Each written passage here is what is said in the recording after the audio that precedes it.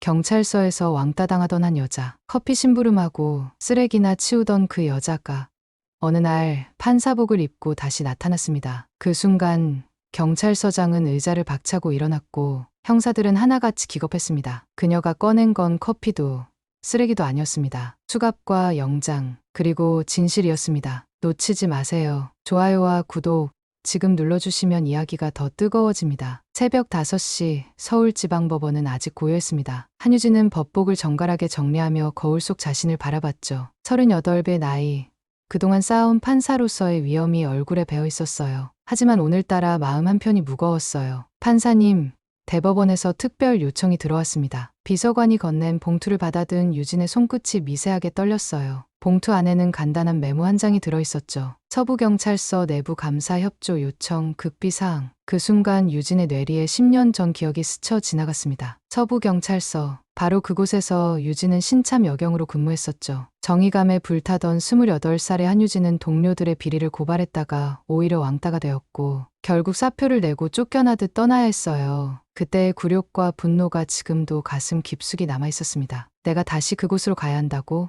유진은 의자에 깊숙이 몸을 맡겼어요. 대법원의 요청은 분명했습니다. 서부경찰서의 만연한 부패와 비리를 직접 조사해달라는 것이었죠. 그것도 신분을 숨기고 잠입 수사를 해달라는 거였어요. 점심시간, 유진은 홀로 법원 옥상에 올라갔습니다. 서울 시내가 한눈에 내려다 보이는 곳에서 과거를 되짚어봤어요. 10년 전 그날, 백형준 서장과 조영기 형사 앞에서 무릎 꿇고 사과했던 기억이 생생했죠. 유진아, 내가 너무 순진했던 거야. 경찰서가 어떤 곳인지 몰랐구나. 백형준의 차가운 목소리가 귓가에 맴돌았어요. 그때 유진을 끝까지 믿어준 건 오세미뿐이었습니다. 하지만 유진이 떠난 후 오세미도 어떻게 지내고 있는지 알 수 없었죠. 오후 3시, 유진은 결심을 굳혔습니다. 대법원장실로 향하는 발걸음이 단단했어요. 문을 열고 들어서자 대법원장이 진중한 표정으로 맞이했습니다. 판사님, 결정하셨습니까? 네, 맡겠습니다. 다만 한 가지 조건이 있어요. 유진의 목소리에는 확신이 담겨 있었어요. 복수가 아닌 정의를 위해서라고 스스로를 다독였지만 마음 한편으로는 그때의 치욕을 갚을 기회라는 생각도 들었죠. 일주일 후 유진은 머리를 단정하게 묶고 수수한 옷차림으로 서부경찰서 앞에 서 있었습니다. 공익근무요원 신분증을 목에 걸고 가방에는 가짜 이력서가 들어있었어요. 이제부터 그녀는 한유진 판사가 아닌 그저 평범한 공익근무요원 한유진일 뿐이었습니다. 경찰서 정문을 바라보며 유진은 깊게 숨을 들이쉬었어요. 10년 만에 돌아온 이곳에서 진실을 밝혀내겠다는 다짐과 함께 복수에 대한 욕망도 함께 꿈틀거리고 있었죠. 새로운 공익근무요원이죠. 한유진입니다. 유진은 일부러 목소리를 작게 하며 고개를 숙였어요. 민원실 담당 직원이 대충 훑어 시큰둥한 표정을 지었습니다. 아, 그래요. 여기서 복사나 하고 심부름이나 하면 돼요. 별거 없어요. 유진은 속으로 씁쓸하게 웃었습니다. 10년 전에도 이런 식이었죠. 여자라는 이유로, 신참이라는 이유로 무시받던 기억이 되살아났어요. 하지만 이번엔 달랐습니다. 이 모든 게 계획된 연기였으니까요. 첫 주는 조용히 지나갔어요. 유진은 완벽한 눈에 띄지 않는 직원 역할을 해냈습니다. 서류 정리를 하다가도 실수한 척 흘린 눈으로 주변을 살폈고 복사기 앞에서 기다리는 동안 지나가는 대화들을 귀담아 들었죠. 세미 언니, 정말 오랜만이네요. 둘째 주 금요일 저녁 유진은 오세미와 마주쳤습니다. 오세미는 유진을 알아보는 순간 얼굴이 하얗게 질렸어요. 둘은 조심스럽게 경찰서 근처 작은 카페로 자리를 옮겼습니다. 유진아, 너 왜 여기 있어? 그리고 왜 이런 모습으로? 오세미의 목소리는 떨리고 있었어요. 유진은 주변을 살핀 후 조용히 말했습니다. 언니, 나 판사가 됐어요. 그리고 지금은 특별한 임무로 여기 온 거예요. 오세미의 눈이 커졌습니다. 하지만 곧 절망적인 표정으로 고개를 저었어요. 유진아, 여긴 10년 전보다 더 심해졌어. 백형준 서장은 이제 아예 대놓고 해. 조영기는 정말 위험한 놈이야. 유진은 오세미의 손을 꼭 잡았습니다. 언니의 손이 차갑게 식어 있는 걸 느꼈어요. 언니가 혼자 버텨온 거 알아요. 이제 혼자가 아니야. 그날 밤 유진은 자신의 작은 원룸에서 계획을 세웠습니다. 벽에 서부경찰서 조직구를 붙이고 백형준과 조영기의 동선을 파악하기 시작했어요. 오세미로부터 들은 정보를 바탕으로 의심되는 사건들을 정리했죠. 월요일부터 유진의 본격적인 활동이 시작됐습니다. 복사를 하다가 실수로 서장실 문서를 복사했고 청소를 하다가 조영기 책상 서랍을 훔쳐봤어요. 작은 녹음기를 옷안에 숨기고 다니며 수상한 대화들을 녹음하기 시작했습니다. 아, 죄송해요. 제가 너무 어수선해서. 유진은 일부러 서툰 모습을 연출했어요. 서류를 떨어뜨리고 복사기를 잘못 만지고 전화를 엉뚱한 곳으로 연결하는 실수를 반복했죠. 덕분에 모든 직원들이 그녀를 무능한 공익요원으로 여기게 되었습니다. 하지만 밤이 되면 달랐어요. 유진은 수집한 정보들을 꼼꼼히 분석했습니다. 백형준 서장의 계좌 내역을 추적하고 조영기가 관련된 사건들의 공통점을 찾아냈죠. 서서히 그들의 비리 구조가 드러나기 시작했어요. 언니, 이것 좀 봐요. 유진은 오세미에게 복사한 서류를 보여줬습니다. 그것은 증거품 보관소의 출입 기록이었어요. 몇몇 중요한 사건의 증거들이 분실된 날짜와 조영기의 야간 근무 일정이 정확히 일치했습니다. 이제 확실해졌어요. 조영기가 증거를 없애고 있는 거예요. 오세미는 두려움과 희망이 뒤섞인 표정을 지었어요. 10년 동안 혼자 견뎌온 답답함이 조금씩 풀리는 것 같았지만 동시에 위험도 커지고 있었습니다. 그날 밤 유진은 결정적인 증거를 잡기 위해 경찰서에 몰래 남아 있었어요. 백형준 서장과 조영기의 은밀한 만남을 목격할 수 있을 거라는 오세미의 정보 때문이었죠. 과연 그들은 나타났고 유진은 숨죽이며 그들의 대화를 녹음했습니다. 이번 달 상납금은 어떻게 되나? 어둠 속에서 들려오는 백형준의 목소리를 유진은 숨을 죽이며 들었습니다. 청소용품 창고 뒤편에 숨어있던 그녀의 손에는 소형 녹음기가 꽉 쥐어져 있었어요. 서장님, 이번엔 좀 많이 들어왔습니다. 강남 쪽 업소들이 협조적이어서요. 조영기의 비굴한 목소리가 이어졌습니다. 유진은 휴대폰을 조심스럽게 꺼내 동영상 촬영을 시작했어요. 어둠 속에서도 두 사람의 실루엣이 또렷하게 잡혔죠. 좋아. 그런데 요즘 감사원에서 움직임이 있다던데. 걱정 마세요. 서류는 이미 정리했고 증거품도 깨끗하게 처리했습니다. 유진의 심장이 빠르게 뛰었어요. 드디어 결정적인 증거를 잡았다는 생각에 흥분이 밀려왔습니다. 하지만 동시에 긴장감도 극에 달했죠. 만약 들킨다면 어떻게 될지 상상만 해도 끔찍했어요. 이틀 후 유진은 오세미와 다시 만났습니다. 이번엔 좀 더 안전한 곳, 한강변의 작은 벤치에서였어요. 언니, 이것 좀 들어봐요. 녹음 파일을 재생하자 오세미의 얼굴이 점점 밝아졌습니다. 10년 동안 쌓인 분노와 좌절이 드디어 해소될 것 같다는 희망이 그녀의 눈에서 빛났어요. 유진아, 정말 대단해. 이 정도면 충분히 기소할 수 있을 거야. 하지만 유진은 아직 만족하지 않았습니다. 더 확실한 증거가 필요했어요. 단순한 대화 녹음만으로는 교묘한 변명으로 빠져나갈 수 있을 거라는 생각이 들었죠. 다음 주부터 유진의 활동은 더욱 적극적으로 변했습니다. 백형준 서장의 개인 금고를 열어보기 위해 비밀번호를 알아내려 했고 조영기가 자주 가는 술집을 미행하기도 했어요. 아, 실수했네요. 죄송합니다. 유진은 서장실 청소를 하다가 일부러 서류를 바닥에 흘렸습니다. 서류들을 주워 담으면서 재빨리 휴대폰으로 사진을 찍었어요. 그 중에는 의심스러운 계좌번호와 거래 내역이 적힌 메모들이 있었죠. 오세미도 적극적으로 도왔습니다. 그녀는 형사과에서 오랫동안 일하며 쌓은 경험을 바탕으로 중요한 서류들의 이치를 알려줬어요. 또한 백형준과 조영기의 일정을 미리 파악해서 유진이 안전하게 증거 수집을 할 수 있도록 도왔습니다. 언니, 이제 확실해요. 이 정도면 충분할 거예요. 유진은 수집한 증거들을 정리하며 자신만만하게 말했습니다. 녹음 파일, 사진 자료, 문서 복사본들이 점점 쌓여갔어요. 매일 밤 자신의 원룸에서 이 모든 것들을 체계적으로 정리하며 기소장을 준비하는 기분이었습니다. 하지만 유진은 한 가지를 놓치고 있었어요. 자신이 너무 적극적으로 움직이고 있다는 사실을 말이죠. 완벽하게 연기하고 있다고 생각했지만 조영기의 예리한 눈은 이미 그녀의 이상한 행동들을 포착하기 시작했습니다. 서장님, 새로운 공익요원 말인데요. 어느 날 오후 조영기가 백형준의 사무실로 들어갔습니다. 그의 얼굴에는 의심스러운 표정이 짙게 드리워져 있었어요. 뭔가 이상해요. 너무 자주 실수하면서도 항상 중요한 곳에 있거든요. 백형준은 담배를 길게 빨며 생각에 잠겼습니다. 오랜 경험으로 단련된 그의 직감도 뭔가 위험한 냄새를 맡고 있었어요. 좀 더 지켜보자. 확실한 게 나오면 그때 처리하면 돼. 그날 저녁 유진은 평소와 같이 증거 정리에 몰두했습니다. 곧 모든 것이 끝날 거라는 확신에 가득 차 있었어요. 하지만 그녀는 알지 못했습니다. 이미 자신의 정체가 의심받고 있다는 사실을 말이에요. 며칠 후 유진은 결정적인 순간을 포착했습니다. 백형준이 직접 돈 봉투를 받는 장면을 동영상으로 찍을 수 있었던 거죠. 그 순간 그녀는 완전한 승리를 확신했어요. 유진아, 조심해. 요즘 조영기가 자꾸 너를 쳐다봐. 오세미의 경고는 이미 늦었습니다. 조영기는 벌써 며칠 전부터 유진의 뒤를 밟고 있었어요. 그는 경찰서에서 가장 예리한 직감을 가진 형사였고 15년간 쌓은 경험으로 유진의 이상한 행동 패턴을 간파했습니다. 공익요원이 왜 매일 늦게까지 남아있지? 그것도 항상 우리가 중요한 얘기할 때마다. 조영기는 백형준에게 보고했습니다. 그의 목소리에는 확신이 담겨 있었어요. 서장님, 전혀 뭔가 수상해요. 신원조회를 다시 해봐야겠습니다. 백형준도 이미 같은 생각이었어요. 오랜 경찰 생활에서 체득한 위기 감지 능력이 경고음을 울리고 있었습니다. 그 시각 유진은 자신의 원룸에서 수집한 증거들을 최종 점검하고 있었어요. 녹음 파일들을 다시 한번 들어보고 촬영한 동영상의 화질을 확인했습니다. 모든 게 완벽해 보였죠. 이제 대법원에 넘기기만 하면 돼. 하지만 그 순간 휴대폰에 오세미로부터 급한 메시지가 왔습니다. 유진아, 위험해. 조영기가 너 신원 조회했어. 지금 당장 피해. 유진의 손이 덜덜 떨렸어요. 심장이 쿵쾅거리며 가슴을 울렸습니다. 하지만 이미 늦었어요. 원룸 현관문 앞에서 발소리가 들려왔습니다. 한유진 씨, 계시죠?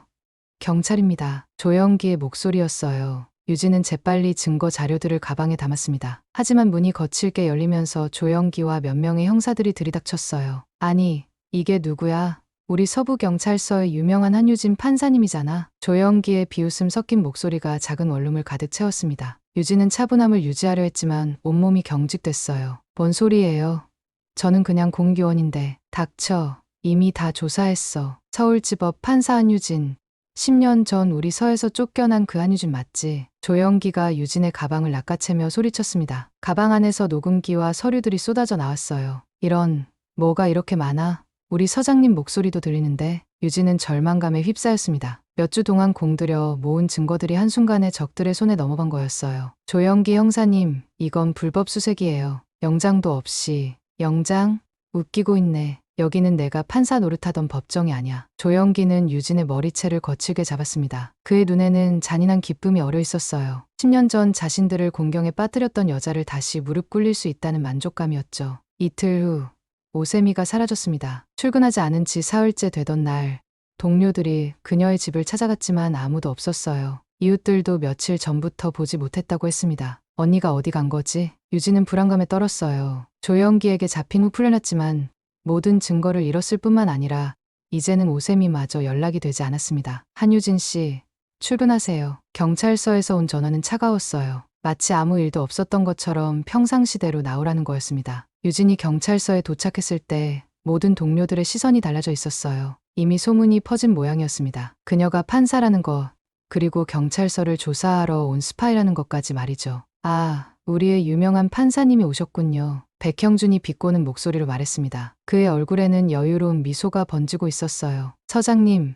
오해가 있는 것 같은데요. 오해? 하하, 정말 뻔뻔스럽네요. 그런데 말이야, 내 친구 오세미는 어디 갔을까? 백형준의 말에 유진의 얼굴이 하얗게 질렸습니다. 그들이 오세미를 어떻게 했다는 건지 상상만 해도 끔찍했어요. 언니한테 뭘 한 거예요? 뭘 했냐고? 아무것도 안 했지.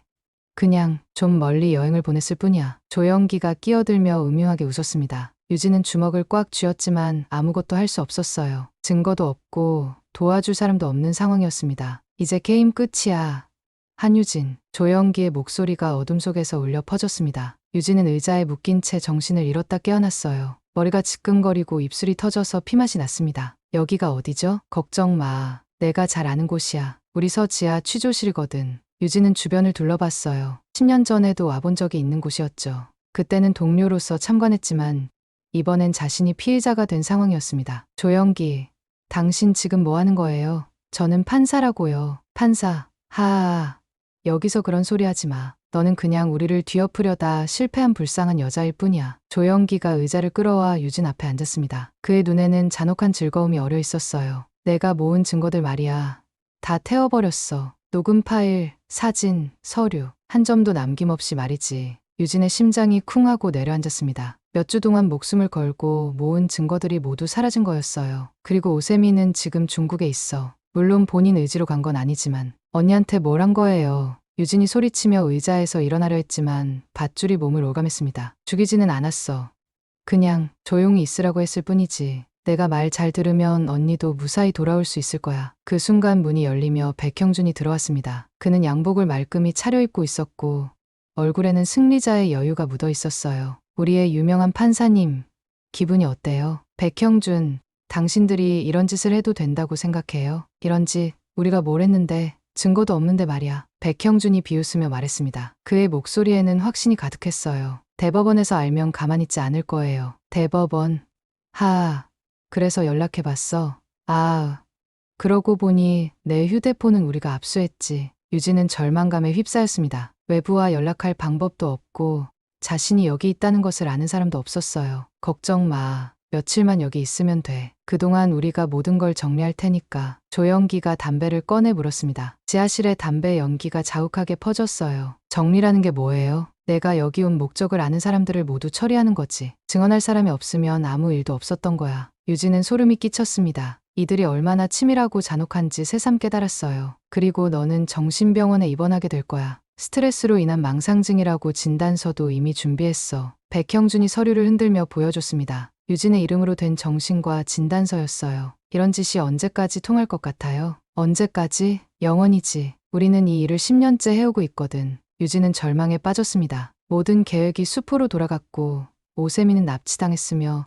자신마저 사라질 위기에 처했어요. 하지만 그 순간 유진의 휴대폰에서 알림음이 울렸습니다. 조영기가 압수했다던 휴대폰이 아니라 가슴속에 숨겨둔 비상용 휴대폰이었어요. 뭐야, 이게? 조영기가 유진의 옷을 뒤지기 시작했습니다. 하지만 이미 늦었어요. 유진이 며칠 전에 설정해둔 자동 전송 기능이 작동한 거였습니다.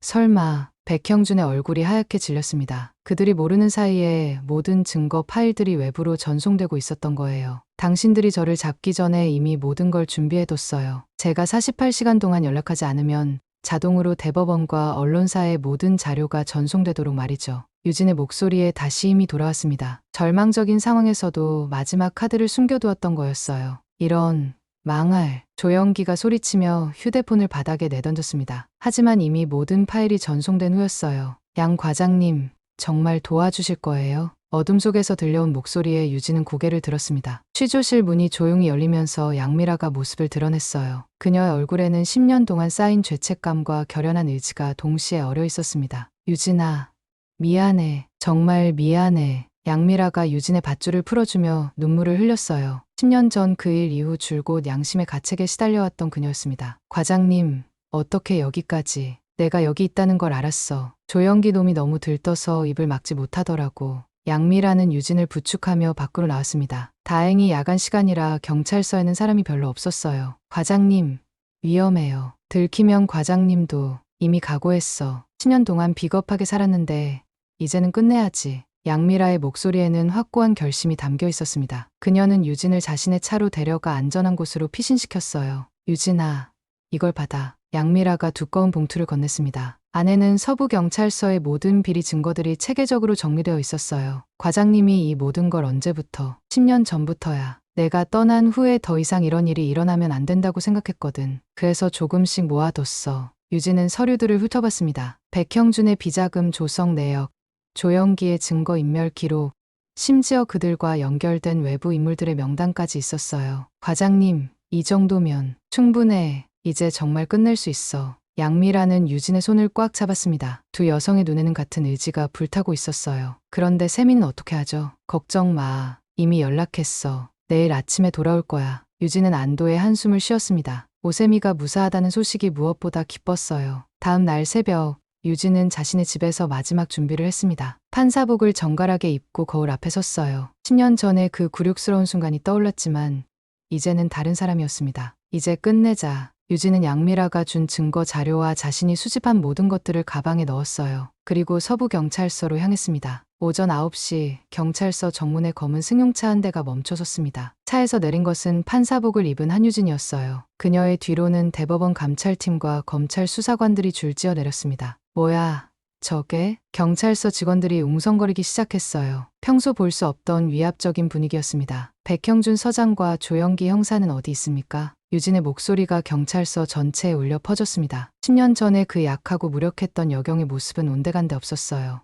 유진이? 내가 왜? 백형준이 서장실에서 나와 당황한 표정을 지었습니다. 조영기도 마찬가지로 얼굴이 하얗게 질려 있었어요. 서장님, 오랜만이네요. 저 기억하시죠? 유진이 차분하게 말했습니다. 그녀의 손에는 영장과 증거 서류들이 들려 있었어요. 내가 뭘 하려는 거야? 설마 복수하려고? 복수요? 아니에요. 정의를 구현하려는 거죠. 유진은 미소를 지었습니다. 하지만 그 미소에는 차가운 결의가 담겨 있었어요. 백형준, 조영기, 당신들을 체포합니다. 수사관들이 앞으로 나서며 수갑을 꺼냈습니다. 10년 동안 서부경찰서를 지배해온 그들의 권력이 한순간에 무너지는 순간이었어요. 견 말도 안 돼. 증거가 어디 있어. 조영기가 소리쳤지만 이미 늦었습니다. 유진은 준비해온 모든 증거들을 제시했어요. 여기 있습니다. 당신들의 모든 죄가 낱낱이 기록되어 있어요. 그 순간 오세미가 경찰서로 들어왔습니다. 그녀의 얼굴에는 10년 만에 찾아온 해방감이 가득했어요. 회의실로 가시죠. 유진의 목소리는 차분했지만 거부할 수 없는 권위가 담겨 있었습니다. 서부경찰서 대회의실에는 백형준, 조영기, 그리고 관련 간부들이 모두 모였어요. 유진은 판사복을 입고 그들 앞에 당당히 섰습니다. 10년 전 저는 이곳에서 무릎을 꿇었습니다. 정의를 말했다가 비겁자로 내몰렸죠. 유진이 말을 시작하자 회의실은 숨막히는 정적에 휩싸였어요. 백형준의 얼굴에는 당황과 분노가 교차했습니다. 하지만 오늘은 다릅니다. 오늘은 당신들이 법 앞에 서는 날이에요. 대형 스크린에 증거 영상이 재생되기 시작했어요. 백형준이 돈봉투를 받는 장면, 조영기가 증거를 인멸하는 모습, 그들의 모든 대화가 생생하게 드러났습니다. 이건 조작된 거야. 법적 효력이 없어.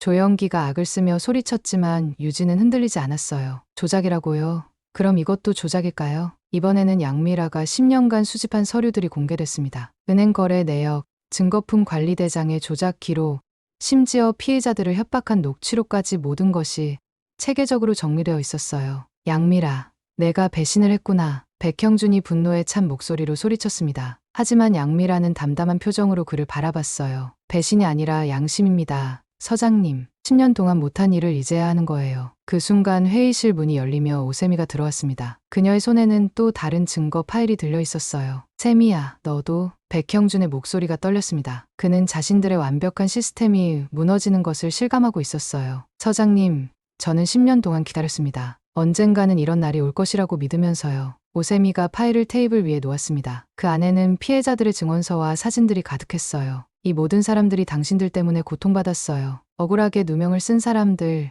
진실을 덮어버린 사건들. 유진의 목소리가 점점 높아졌습니다. 10년간 쌓인 분노와 정의감이 폭발하는 순간이었어요. 당신들은 법을 지켜야 할 사람들이었습니다. 하지만 오히려 법 위에 군림하려 했죠. 닥쳐.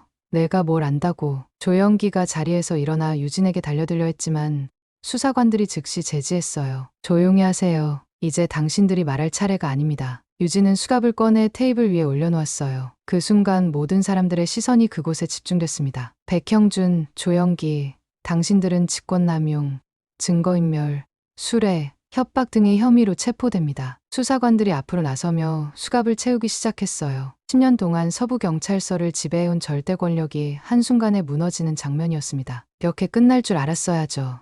유진이 마지막으로 말했습니다. 그녀의 목소리에는 승리의 만족감보다는 깊은 안도감이 배어 있었어요. 법은 결코 사라지지 않습니다. 잠시 숨어 있을 뿐이죠. 회의실 밖에서는 이미 언론진들이 기다리고 있었어요. 서부경찰서 부패 사건이 전국적인 뉴스로 보도될 준비가 완료된 상태였습니다. 백형준과 조영기가 수갑을 찬 채 끌려나가는 모습이 생중계됐어요. 10년 전 한유진을 굴복시켰던 그들의 교만한 표정은 온데간데 없었습니다. 과장님, 정말 감사합니다. 유진이 양미라에게 고개를 숙였어요. 양미라도 눈물을 흘리며 그녀를 끌어안았습니다. 우리가 해낸 거야. 유진아, 정말 해낸 거야. 석 달 후 서울지방법원 제3호 법정은 숨막히는 긴장감에 휩싸여 있었습니다. 한유진 판사가 재판장에 앉아 있었고 피고인석에는 백형준과 조영기가 나란히 앉아 있었어요. 과거와는 완전히 뒤바뀐 상황이었습니다. 피고인 백형준, 조영기에 대한 판결을 선고합니다. 유진의 목소리가 법정 전체에 울려 퍼졌어요. 방청석에는 오세미와 양미라, 그리고 그동안 진실을 알리고 싶어 했던 많은 사람들이 앉아 있었습니다. 피고인들은 공무원으로서의 직책을 이용하여 수차례 뇌물을 수수하였고 증거를 인멸하였으며 무고한 시민들을 협박하였습니다. 백형준의 얼굴은 완전히 굳어 있었어요. 10년 전 그가 유진을 내려다보며 지었던 오만한 표정은 이제 절망으로 바뀌어 있었습니다. 특히 피고인들의 행위는 단순한 개인적 일탈이 아니라 조직적이고 체계적인 부패 행위였음을 인정합니다. 유진은 잠시 말을 멈추고 피고인들을 바라봤어요. 그들의 눈에서 더 이상 과거의 위협적인 기세는 찾을 수 없었습니다. 따라서 피고인 백형준에게는 징역 10년, 피고인 조영기에게는 징역 8년을 선고합니다. 법정에서 탄성이 터져 나왔어요. 오세미는 눈물을 흘리며 박수를 쳤고 양미라도 안도의 한숨을 내쉬었습니다. 재판장님, 조영기가 마지막으로 뭔가 말하려 했지만 유진은 차분하게 고개를 저었어요. 할 말이 있으시다면 상급심에서 하십시오. 오늘 이 자리에서는 더 이상 들을 말씀이 없습니다. 판결이 끝난 후 유진은 판사실에서 법복을 벗으며 깊은 숨을 들이쉬었어요. 10년간의 응어리가 비로소 풀어지는 기분이었습니다. 판사님, 수고하셨습니다. 오세미와 양미라가 판사실로 찾아왔어요. 세 여성은 서로를 바라보며 조용히 미소를 지었습니다. 언니들, 정말 고생 많았어요. 무슨 소리야. 내가 가장 힘들었을 텐데. 양미라가 유진의 손을 꼭 잡았습니다. 그녀는 이미 경찰을 그만두고 시민단체에서 일하기로 결정한 상태였어요. 그런데 유진아, 이제 뭐 할 거야? 오세미의 질문에 유진은 창밖을 바라봤습니다. 서울 시내의 빌딩들 사이로 석양이 지고 있었어요. 판사로 계속 일할 거예요. 이제야 진짜 판사가 된 것 같거든요.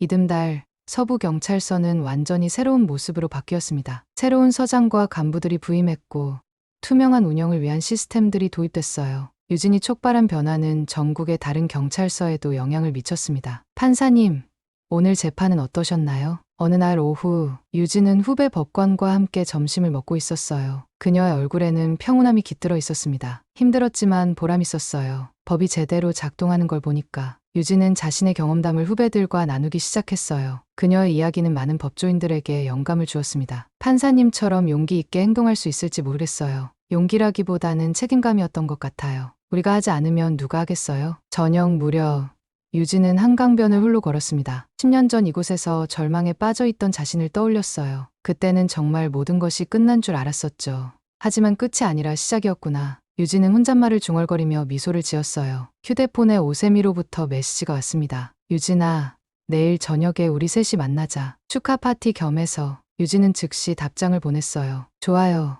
언니, 정말 축하할 일이 많네요. 다음 날 법정에서도 유진은 여전히 공정하고 엄정한 재판을 이끌었습니다. 이제는 그 누구도 그녀를 무시하거나 위협하지 못했어요. 하지만 더 중요한 것은 유진 자신이 달라졌다는 점이었습니다. 법은 말이 아닌 행동으로 증명하는 것입니다. 재판을 마치며 유진이 한 말이었어요. 방청석에 앉아있던 시민들의 눈에는 신뢰와 존경이 담겨 있었습니다. 그날 밤, 세 여성은 작은 식당에서 조용한 저녁 식사를 나눴어요. 과거의 아픔은 이제 성장의 자양분이 되었고 미래에 대한 희망으로 바뀌어 있었습니다. 우리가 정말 해냈구나. 오세미가 감격스러운 목소리로 말했어요. 응, 해냈어. 그리고 이제 시작이야. 유진의 말에 세 사람 모두 고개를 끄덕였습니다. 정의는 한 번의 승리로 완성되는 것이 아니라 매일매일 지켜나가야 하는 것이라는 걸 그들은 알고 있었거든요.